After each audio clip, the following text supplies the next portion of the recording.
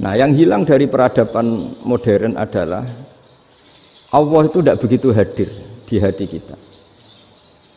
Saya sering cerita di mana-mana, teks hadis itu sebenarnya berbunyi gini, ini hadis sahih.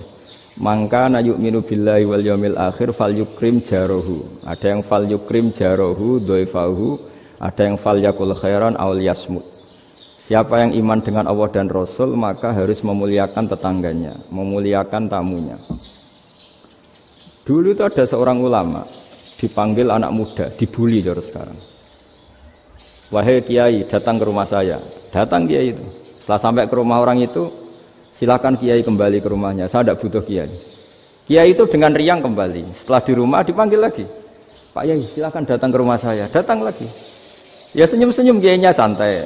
Wah, nggak jadi butuh Pak Yai. Silakan kembali lagi. Sampai 3 kali.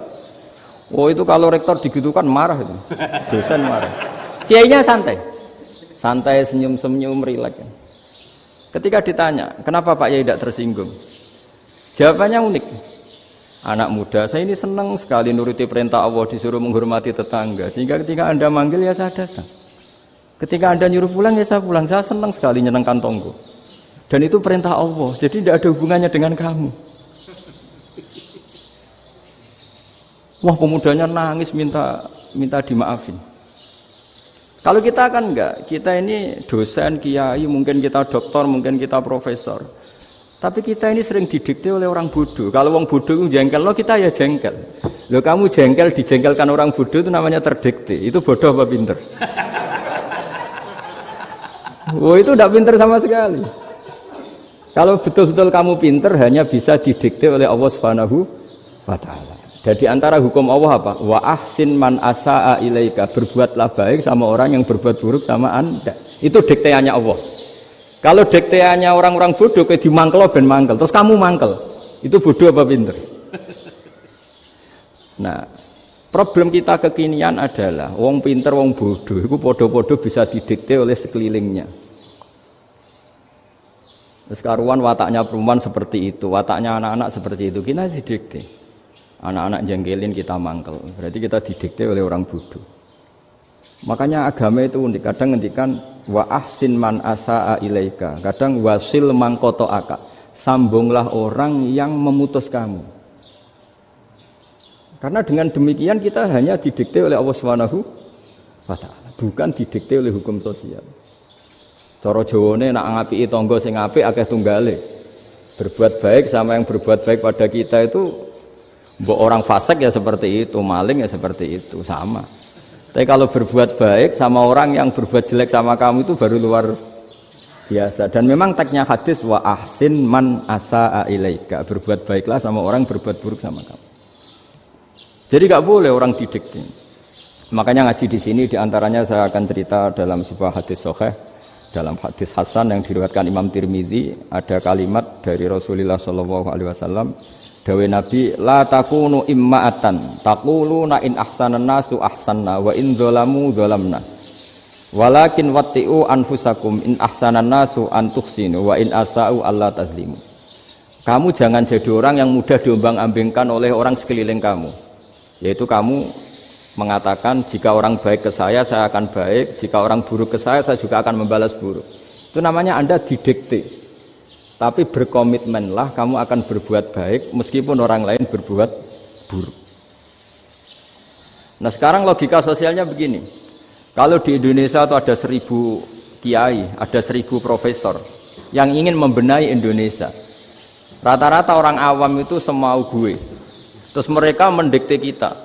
Perilakunya agak simpatik, perilakunya jengkelin. Terus 1000 profesor ini ikut jengkel. Itu kira-kira jadi solusi apa goblok bareng?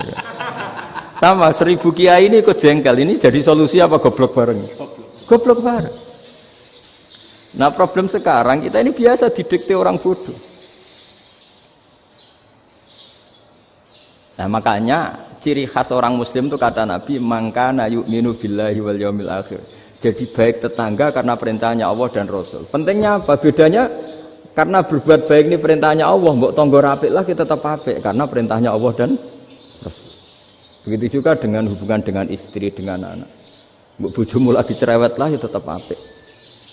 Karena dengan cara itu kita hanya tunduk kepada Allah dan Rasul. Tapi kalau kamu istri saya kalau baik ya saya baik, kalau ndak ya ndak. Berarti Anda didikte oleh perilakunya dia. Itu latihan ya kalau dalam bahasa pondok latihan jadi wali itu yang paling berat itu. Nabi itu kalau sama orang munafik itu sabarnya Masya Allah. Padahal Nabi berso kalau orang itu orang munafik. Karena dengan cara seperti itu bahwa kebaikan Nabi pada seseorang itu atas perintahnya Allah dan Rasul, bukan atas nama servis. Kalau Nabi hanya baik kepada Abu Bakar, itu mungkin orang bilang, wis adune wong Abu Bakar baik sama Nabi. Tapi kalau Nabi baik sama orang munafik, Abdullah bin Ubay bin Salul, itu kalau nggak perintahnya Allah dan Rasul itu nggak bisa. Nah ini cobalah berlatih seperti itu sehingga kita tidak mudah didikte. Ya saya ulang lagi nggak mudah apa? Didikte. Maka di antara kebaikan Allah dan Rasul adalah bahkan orang dolim saja diberi jatah rahmat. Makanya tadi seperti mukadimah yang dibaca Pak Haris tadi, agama ini rahmatan lil alamin. Orang yang dolim saja dapat jatah apa? Rahmat, apalagi yang soleh.